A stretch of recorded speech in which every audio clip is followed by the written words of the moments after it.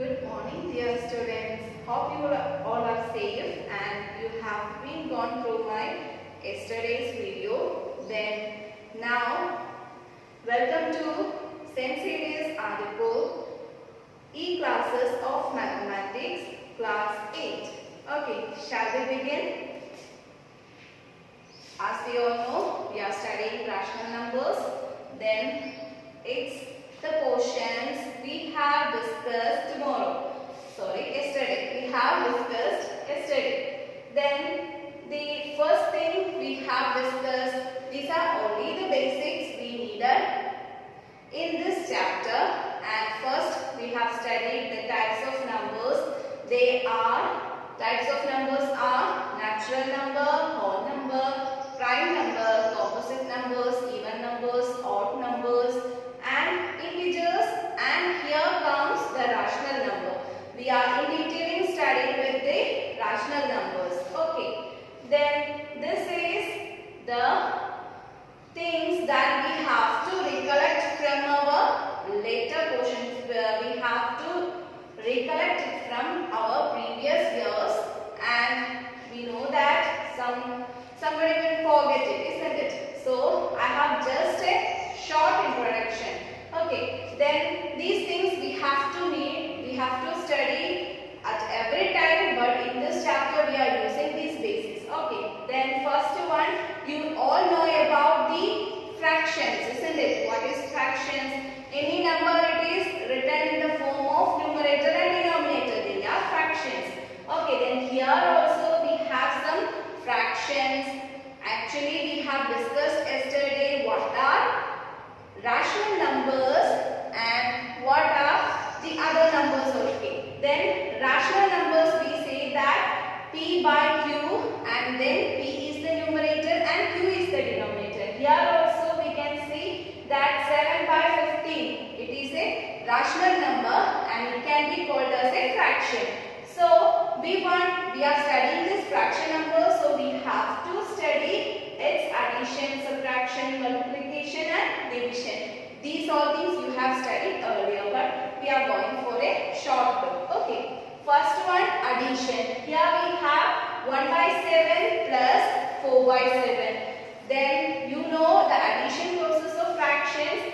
If you are having the denominators of both are same, then you can simply add them and put the same denominator. Then such like 1 by 7 plus 4 by 7, then the answer will be 1 plus 4, 5, and the same denominator you can place there, that is 4 by 5. Then if we are having the subtraction, then what will be the answer? 4 by 5 minus 1 by 5, then 4 minus 3, 4 minus 1 is 3, and we will be having the answer as 3 by 5. Simply putting the denominator, same denominator to the answer. But here comes the difference or the difficulty when we are facing or when we are doing different denominators. The numbers or the fractions which we are having different denominators, then we are facing some difficulties or we want to do in another method. Okay, then that is, for example, here it is 7 by 15 plus 1 by 5. Then we are adding this 7 by 15 and 1 by 5. Then first of all we want to make this denominator, that means both denominator we want to make them 15. It is not possible to make 15 to 5. It is only possible to make 5 to 15, or otherwise we want to divide this 15 and also divide 7. Then it is more easy than that we can change 1 by 5 to its 15 denominator. Then it is 7 by 15. Then I am having here making this 1 by 5 to the denominator 15. For that you should remember that if you are changing any number as a fraction, then you can't change simply denominator or numerator. If you are changing that number, then you should multiply the both numerator and denominator with the same number. Then only you can do the thing. Then otherwise the numbers value will be changing. So you should do the same operation on numerator and denominator. So then here comes 7 by 15 plus 3 by here. I am making this 5 as 15. Then I multiply it with the 3 on numerator and same thing I have done on denominator. Then I have got 3 by 15 and my answer is 10 by 15. Then here it is 7 plus 50, 7 by 15 plus 3 by 15. Then we can add the numerator only and put the same denominator.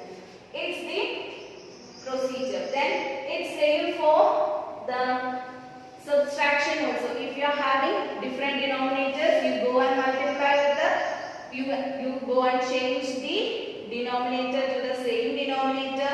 Then do the subtraction option. Okay. Then next we have to do the multiplication and division. The multiplication and division have the only thing you have to take the reciprocal. Where you have to take the reciprocal? Here I have to multiply 2 by 5 with, or I have to divide 2 by 5 with 2 by 3. Then you should simply take that 2 by 5 into 3 by 2 to take the reciprocal of this number. This 2 by 3 will becoming 3 by 2 and you can simply multiply. By studying division, you can study multiplication and division at the same time. And it is only taking the reciprocal. Or if you are doing the multiplication, you can simply, if you are having this one, then 2 by 5 into 3 by 2, we can do it directly. The things in the numerator can be multiplied together and get the numerator. And things in the denominator can be multiplied together and we will get the denominator. Then here I got 6 by 10 and can be simplified to 3 by 5. Then I think it's clear with this question. Then can we go for the next question? It is the thing you have studied, that is HCF and LCM. What is HCF and what is LCM? First we can go for the expansion of these short forms. What is LCM? This is least common multiple and HCF is highest common factor. Then how can we find this? This is the basic thing you have studied. Some of them are not knowing, so simply I am explaining this. Those who have knowing these portions, simply revise with me. Okay. Then this is the HCF finding formation. HCF and LCM can be found together. Then you please, here I have to find the HCM and LCM of 24 and 36. For that what I can do? I can simply write 24 and 36. Then I can make like this LI and can take the least number that can be divided by both of them. I have 2, then I can divide this. Then I will get 12 and here is 18. Then it can also divide again, it can be divided by 2. Then I can write 2 here and divide. Then I will get 6 and 9 here.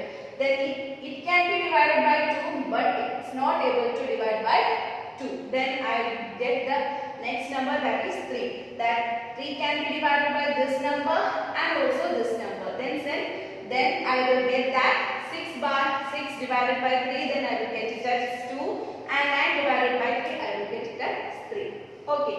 Then this is the process of forming HCM and LCM. Then what is HCF? Whatever we multiply these things here, then we will get the HCF. Yeah, 2, 2, 3. When multiplying these all, we will get HCF. And taking all the factors multiplied together, you will get the LCM. Then hope you are clear with HCF and LCM. Once again I am telling that what is HCF? Highest common factor and LCM least common multiple. Okay. Then I am going for the next portion, that is some properties. Okay. Then some properties are here. We are studying that closure property, that is whole numbers, and for closure property for whole numbers, integers, and whole numbers for commutative property, integers also commutative property, then associative associative property. Then whole numbers and integers have the associative property. These are things we have to study. These are things you had studied earlier. Then I am just simply going through this as fast. Okay, you know these are things. I am just saying. What do you mean by closure property? Closure property means if you are doing any property, then the number system will get the answer also of the same number system. Then you will be having closure property. I am checking that for whole numbers addition. If we add two whole numbers, then you will get a whole number. Then whole number are closed under this action. Then so addition is a closed action. The next one, subtraction. We will not get the same thing in the as a whole number. For the example, 5 minus 7 you will get minus 2. Then it is not a whole number, it is an integer. So it is not a closed property. Then multiplication, it is also having closed property, that you will get a whole number itself as the answer. Next you are having division. Division, you are not getting the closed, that means whole number, because you may get some fraction also. So it is not closed under this division. The next one, integers. Then integers, addition, subtraction, multiplication and division. Integers, addition are closed. I am not repeating again what is closed property and these all things. This is for integers and whole numbers. You may be able to understand this topic. Okay, then addition, it is closed. Then subtraction, it is closed. Multiplication also it is closed. But division it is not closed because there comes some indefined numbers also. Okay, the next one, this is commutative property. What is meant by commutative property? Here you can see I am adding 0 plus 7. Then if I can add 0 plus 7 or 7 plus 0, then I will get the same number, same answer. Then it is having the commutative property. Then this is all same here, but you are having commutative property for addition but not subtraction. And again multiplication have commutative property, but division if you are not having the commutative property.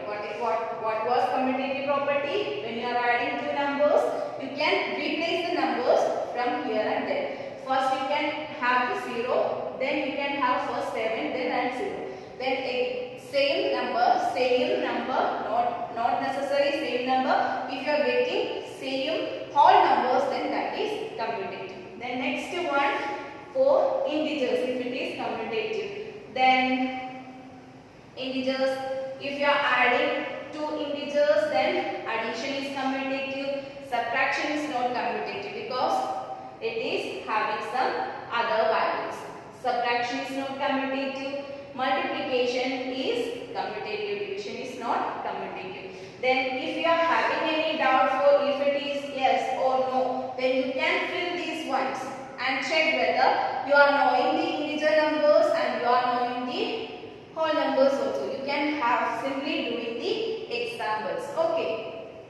The next one, associative property. What is meant by associative property? If you are having some brackets in our problems, then we can remove the brackets and replace to other numbers. Here you can see that 7 into 2 into 5. Then we can make it as 4, 7 and 2 and place 5 without bracket. If you are doing such type, then that is associative property. Then this is addition is associative for whole numbers, subtraction not associative for whole numbers, multiplication is associative, division is not associative. Okay. Then next one for integers. Is it associative? Yes, addition is associative, subtraction is not associative, multiplication is associative and division is not associative. Then the next thing we have to remember from back portions, that is number line. You know that how you can draw a number line? Just draw a line. Then you want to place equal distances among the numbers and mark the numbers. Then it is not only for the positive numbers, it can be the negative numbers also. Then this is the summary. Altogether we have studied fraction, addition, subtraction, multiplication and division. Then HCF, LCM, then some properties. This portion I have given in a so fast mode. Don't go with badly because we are doing the same thing for rational numbers. Then at that time each property will be explained in detail. So for not wasting the time, I have just these all things you have studied earlier. Then you can go with that textbook or not. Then otherwise we will be explaining in this class for this rational numbers. Okay. The next one, number line. Number line, what was? You draw a line, then mark equal distances, then mark the numbers. These are all for today's class. Then can meet on the next class. How all you like the classes, and if anything you can ask me. Thank you and have a nice day.